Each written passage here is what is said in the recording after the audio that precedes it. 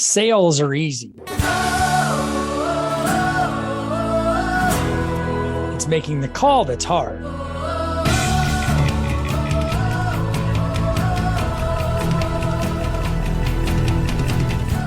Hi, my name is Dave Gallegos.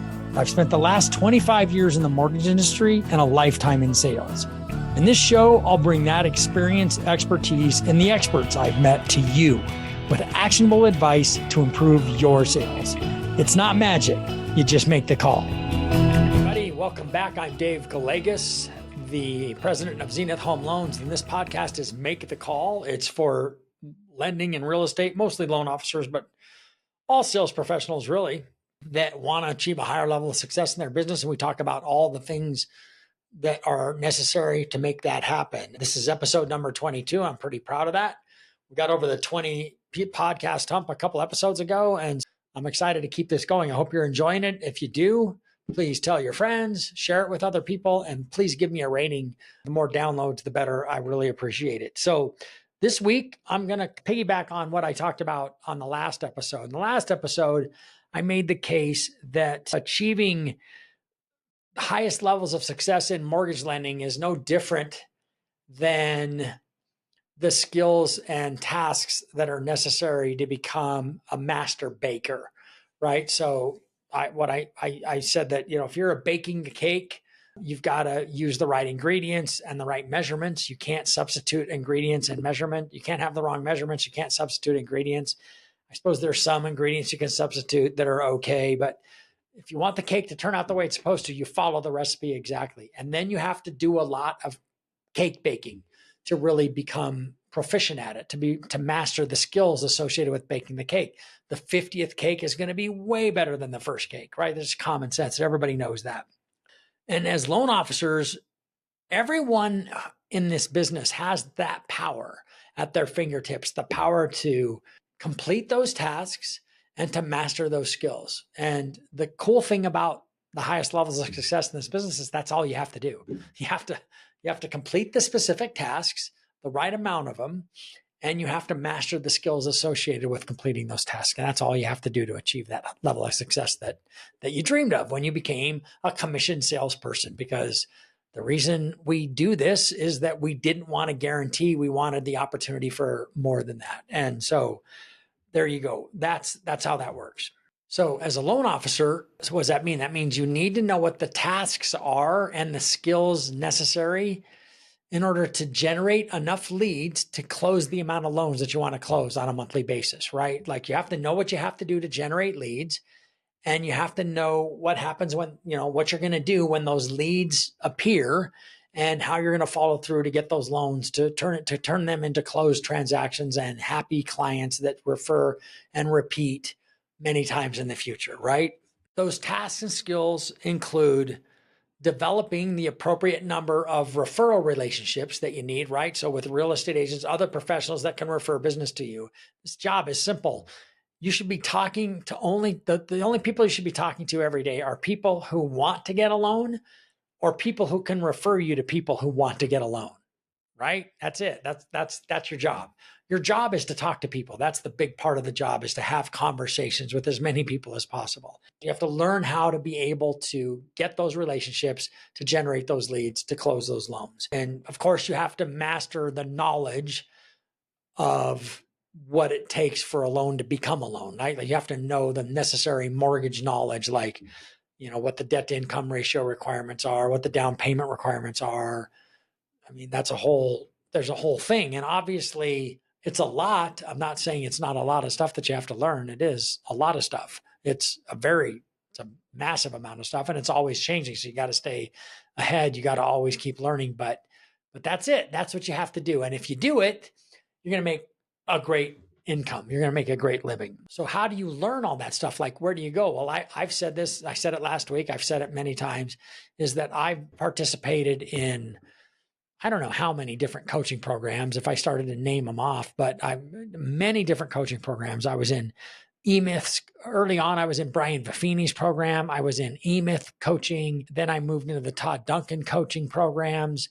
Back in the early 2000s, I was in Building Champions programs, coached with my buddy Mike White. for many years. I have been in coaching programs, Tim Brahim's coaching programs, Loan Toolbox back in the day. It's Loan Atlas now. So, I mean, I've been involved in so many, and those are just like surface level. I could keep going. I was doing everything that I could to give myself an edge, right? Because you think about professional athletes, they're doing the same thing. Professional athletes are doing everything they can to get an edge, to be the best that they can possibly be because of the opportunity that they have while their bodies are still capable of performing at the level they want to do. They're doing everything they can to be.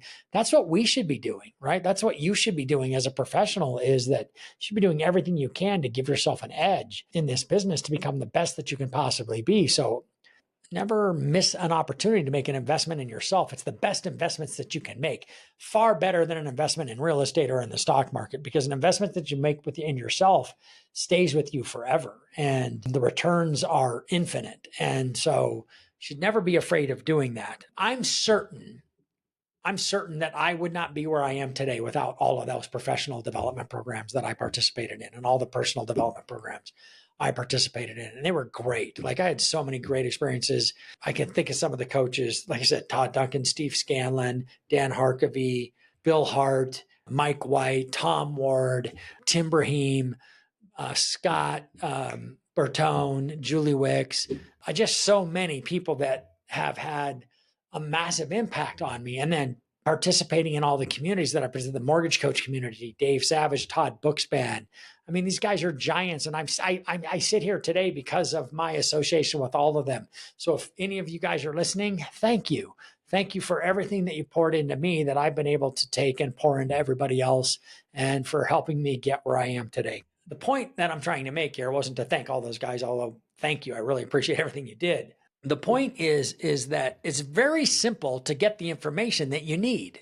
It might cost money, but if money is the only problem that you have, is that you don't have enough money, it's like you can always get enough money to do something that you need to do. So money should never be your big roadblock to accomplishing a goal. Money, because there's plenty of money, just being creative about how you're going to come up with the funds to pay for whatever it is you want to pay for. Lack of information is not the challenge. So let's just all agree that that's not the issue. If I were to take a poll, if I was to ask 100 loan officers, do you know exactly what it is you should be doing every day in order for you to close the amount of business that you want to close? Do you know what it is? And I would say that every loan officer would say, well, yeah, I know what I'm supposed to be doing, right? So, and I'm giving you an example. Some of the most successful coaching programs that are out there advocate that you, as a loan officer, you create theme days, right? Monday might be the day that you're going to be calling all the real estate agents that you're prospecting to try to get business from. And Tuesday might be the day that you call all the financial advisors. And Wednesday might be all the CPAs. And Thursday might be all your clients in your database. And then Friday might be everybody that's in your pipeline, your pre-approved pipeline or your active pipeline. It doesn't matter. The point is, evidence has proven that having at least 10 prospecting conversations on a daily basis will produce the results that you want, the highest level of results. 10 conversations a day, 50 conversations a week, 200 conversations a month. You're in sales. It's what you get paid to do, right? Is have those conversations. Also, having 10 to 15 ideally face-to-face, and that can be on Zoom or in person, face-to-face meetings a week with both clients and potential or current referral partners. Having 5 coffees or meals a week with prospective clients or prospective referral partners. Attending or holding events. All of these things are part of the activities that are necessary for you to generate the opportunities that you're looking for. So to get the leads coming in. Those things, the phone calls, the number of conversations, the number of face-to-face appointments, the number of coffee meetings, the number of events that you attend are all exactly like the ingredients that go into making the cake, right? It's not 1 cup of flour, it's 3 cups of flour. If you only make the cake with 1 cup of flour, it's not going to turn out right. So if you only have 1 conversation today instead of 10, you're not going to get the results that you're looking for. It really is that simple. And everybody knows it. It's just so interesting because people don't do it anyway, even though they're trying really hard to have a successful business. So if I tell you that having 10 conversations a day is just like using 3 cups of flour to make the cake instead of 1, you get it, right? It's simple. And so those things make the cake. What confounds me and what confounds me and has always confounded me is loan officers keep trying to make cakes with 1 cup of flour instead of 3. They keep trying to close 10 loans a month or 5 loans a month, but they're only putting in a half a cup of flour for that cake instead of 3 cups of flour. And they don't understand why they're not getting the cake. It's like, well, you're not putting in the right ingredients. It's just that simple. I know you get it. I know loan officers get it. And I'm talking to all salespeople. Like, if it doesn't matter what sales profession you're in, I mean, this is probably primarily loan officers. The ingredients and the measurements and the skills are not a secret. We all agree, right? We all know what we're supposed to do. 80 to 90% of loan officers keep trying to make cake without the right ingredients and without the necessary skills to make the cake. Why would they do that? And if any of us knew the answer to that question, we could all go home forever. Why would they do that? Why would they work in a profession that if they sell 1 thing, they get paid X. If they sell 2, it doubles. If they sell 3, it triples. If they sell 4, it quadruples. There's no ceiling, right? Why would somebody who's got that kind of opportunity, and I don't know, part of it is just ambition. You want to work that hard. Okay, I get it.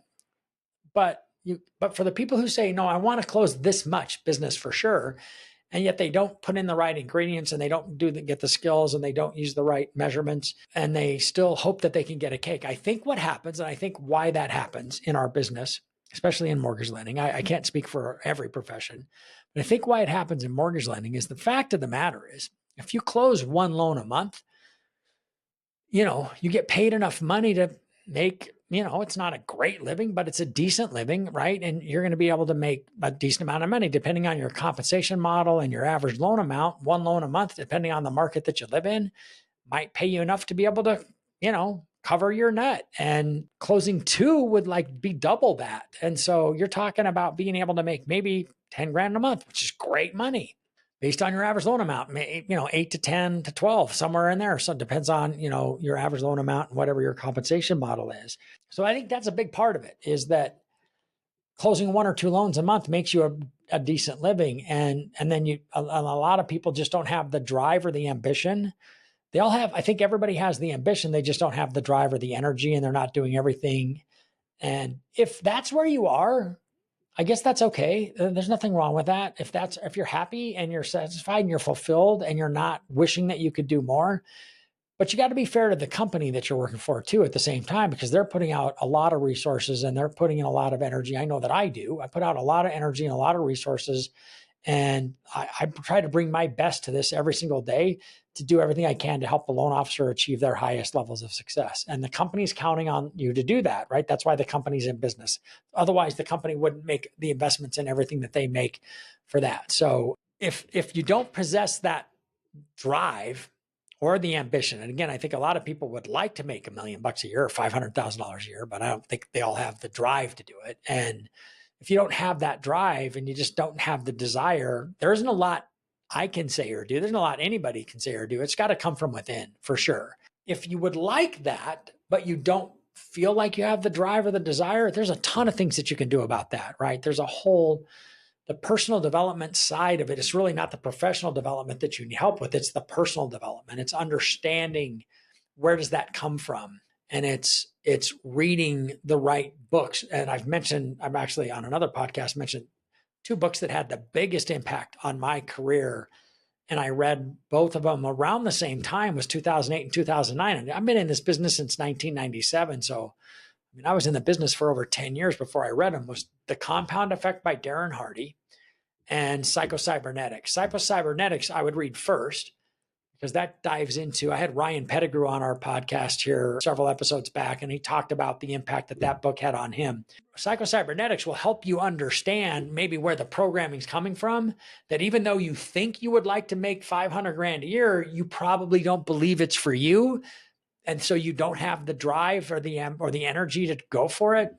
that can be dealt with. That's definitely, because that book teaches you is that you can't outperform your self-image. And if your self-image is somebody that doesn't ever have the capability or capacity to earn that kind of income, there's nothing I can say or do, nothing you can say or do that's going to change that. You believe, your belief system is keeping you locked in. So that's a great book to study. The other one would be Darren Hardy's Compound Effect, because if you really do want to make a change, that book will get you there. I'd love to try to get Darren Hardy on this podcast sometime. I got to know him because I went to a couple of his high performance forums back when he was doing those, before he started doing what he's doing now, the master business classes. I doubt that I could get him on here, but you know what? I'm going to ask him, because all he can say is no. And it's called Make the Call. This podcast is called Make the Call. So I'm going to make the call. I guess what I would say is that the reason you got in this business was to close 1 or 2 loans a month? Is that the reason? I don't think it is. And maybe it is, but I don't think, if you're being honest with yourself and you're really being completely honest, you look yourself in the mirror, would you be able to say, hey, that's all I really wanted to ever do. I never really wanted to make that kind of money. I would say that if that's you and you never really wanted to make that kind of money, I would say that you're an anomaly. I think that for most people, they really would like to do better, and they just don't know what to do, and they don't know where to go. And they have a belief system that really needs to be helped. So that's definitely part of it. I think most people got in this business to achieve at a very high level. That's what I believe. Next episode, I know what I want to focus on is I want to talk about why so many people find it difficult and what they can do about it, right? Why do so many people find it so difficult to achieve at the highest levels of success? Because if it starts with, that's what we're going to talk about, is who do you surrounded with? There's so much evidence of high performance in this business. And if you're not achieving it, it can be really a drag on your psyche and really make you feel like crap. And I don't want that for anybody. So here's my quote for this week. And this is from Vidal Sassoon. I think Vidal Sassoon was like a really successful hair guy. I feel like he was in the, beauty salon business. Shampoos. I know they used to make shampoos. The only place where success comes before work is in the dictionary. Pretty sage advice. The only place that success comes before work. You're not going to get a cake with the wrong ingredients, and you're not going to get a great cake without practicing the skills that you need to practice to become a great baker. And the same thing is true in mortgage lending. And that's it. But the good news is, and I want to leave you with this thought, if you want that, you can achieve that. It's absolutely possible. Keep tuning in. I'm going to share more about how you can get there. I appreciate your time. If you've liked this, if you liked it, please share it with other people. Please give me a rating. I really appreciate it. It's how we try to grow our audience, which is really important. I keep doing this because I love sharing this. I love this business, and I love being able to help other people achieve their highest potential. Thanks everybody for listening. Have a great rest of your day. Thank you for listening to Make the Call with Dave Gallegos, brought to you by Zenith Home Loans. If you enjoyed this episode, make sure to subscribe to the show anywhere you listen to podcasts, and share the show with a friend or colleague who would also find value.